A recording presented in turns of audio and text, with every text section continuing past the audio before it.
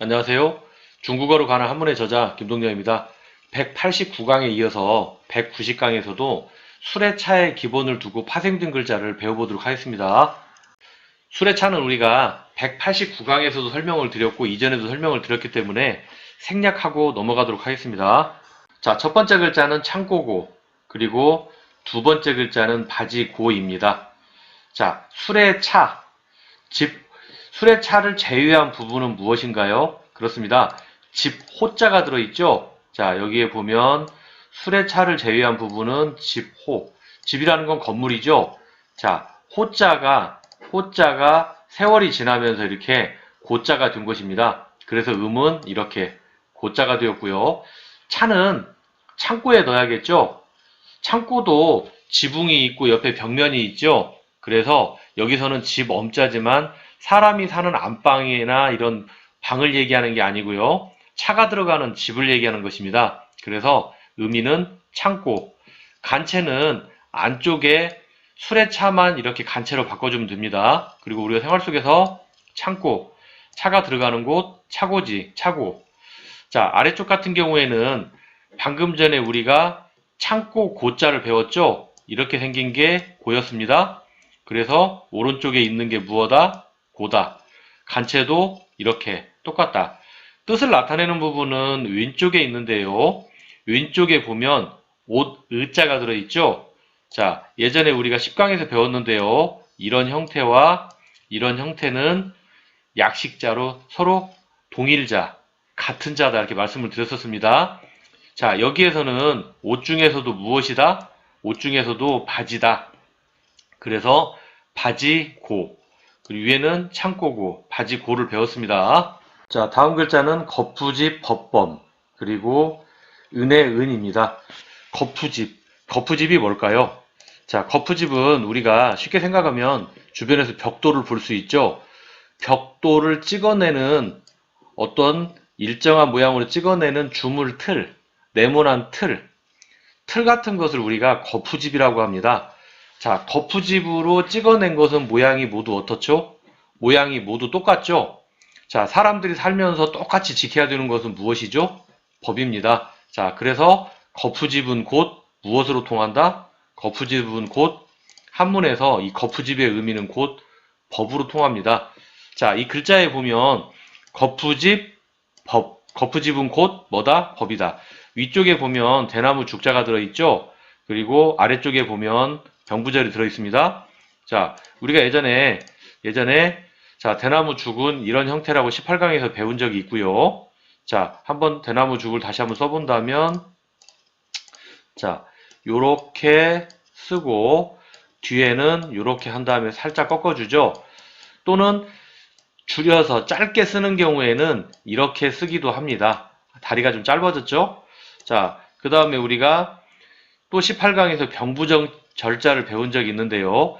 여기 그림에 보면 어떤 병사가 이렇게 무릎을 꿇고 있죠?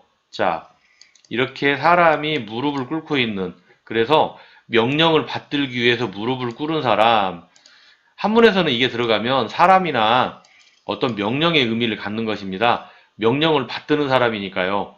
자, 그런 의미를 보시고 다시 앞으로 왔습니다. 자, 그렇게 보고 이 글자를 뜯어보면 대나무죽, 대나무로 무엇을 만들죠? 거푸집 만듭니다. 자, 아까 거푸집은 곧 어떤 의미가 있다고 그랬죠? 법의 의미가 있다고 했습니다. 똑같이 만들어낸다. 사람들은 똑같이 지켜야 된다. 그래서 뭐라고 그랬다? 법이라고 했고요. 아래쪽에 보면 병부절이다. 그래서 이 글자를 풀어보면 대나무 수레에 제사를 지낸다. 무릎 꿇은 사람, 제사는 무릎을 꿇고 지내죠. 또 먼 길을 떠나는 마차의 안전을 기원하는 제사. 그러니까 마차에 무릎을 꿇고 제사를 지낸다. 자, 그래서 이거는 항상 무엇이다? 이렇게 하는 것은 항상 제사를 지내는 것은 항상 옛날 생활 속에서는 법이었다. 이런 뜻으로 볼 수 있습니다. 그래서 대나무는 거푸집의 의미도 있고 또는 대나무 수레의 의미도 있습니다. 그래서 이렇게 되고요. 이것의 간체는 자, 한문에서 종종 대나무 죽자가 이렇게 풀초로 이렇게 바뀌는 경우가 많습니다. 간체로 만들 때 이렇게 간체로 많이 바꾸고요. 아래쪽 같은 경우에는 오른쪽에 병부절은 오른쪽에 있는 병부절은 그대로 놔뒀죠. 그리고 왼쪽에 수레차를 이렇게 삼수변으로 바꿨네요. 그래서 거푸집, 법범, 모범생. 이 글자가 좀 어려워서 설명이 길었는데요. 이렇게 보시면 되겠고요. 아래쪽 같은 경우에는 은의 은. 자, 위에 쪽에 보면 자, 수레차가 들어있죠. 제가 앞에서도 오로지 전자 설명드릴 때 말씀을 드렸었는데요. 수레차 밑에다가 어떤 글자를 써야 할 때 아랫부분을 마감을 어떻게 한다고 그랬죠? 마감을 이렇게 바꿉니다. 수레차 같은 경우는 아래쪽에 마감이 이렇게 이루어지는 게 맞는데요. 아래쪽에 뭔가를 써야 하는 경우에는 이렇게 마감합니다. 그리고 아래쪽에 마음 심자를 넣었죠. 오로지 선한 마음은 베푼다. 자, 선한 마음을 베풀어서 그 선한 마음을 받은 사람은 무엇을 입었죠? 은혜를 입었죠. 그래서 은이라고 합니다. 자, 그래서 여기서는 거푸집범, 은을 배웠습니다. 자, 다음 글자는 보내다 수. 자, 보내다 수의 오른쪽에 보면 예전에 우리가 57강에서 배웠던 대답하다 유자가 붙어 있습니다. 대답하다 유자 같은 경우는 제가 그때 동영법으로 설명드렸는데요. 통나무 배를 타고 먼 섬에 갔다가 온다. 갔다가 온다. 내가 질문하면 답이 온다. 갔다가 온다. 그래서 이 글자를 대답하다 유라고 말씀을 드렸었고요. 그림에 보면 이렇게 통나무 배가 보이죠? 그래서 여기 통나무 배.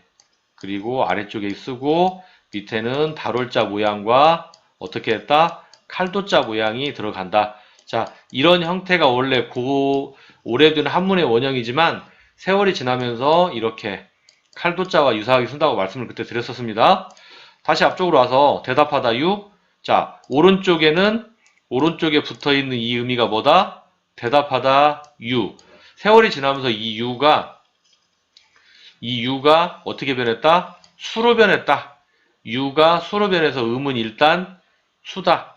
그리고 물건을 어떻게 한다? 수레에 실어서 보낸다. 보내다. 자, 통나무 배로 실을 수도 있고 수레에 실을 수도 있고 자, 두 군데 실을 수 있죠? 그래서 실어서 보낸다. 생활 속에서는 운수 또는 수출 이런 단어를 볼 수 있습니다. 그래서 보내다 수를 배웠습니다. 그래서 우리가 190강에서 수레차의 기본을 두고 파생된 글자 5자를 배웠습니다. 이번 강의는 여기서 마치도록 하겠습니다. 다음 강의에서 뵙도록 하겠습니다. 감사합니다.